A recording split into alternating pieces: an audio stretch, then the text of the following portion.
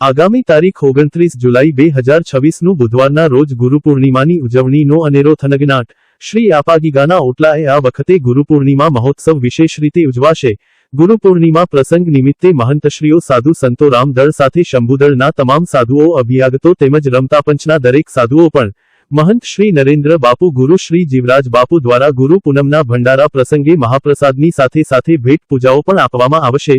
तो आ शुभ दिवसे आपागीगाना ओटले वधारवा महंत श्री नरेन्द्र बापूनुं भावभीनुं आमंत्रण छे। आपागीगाना ओटले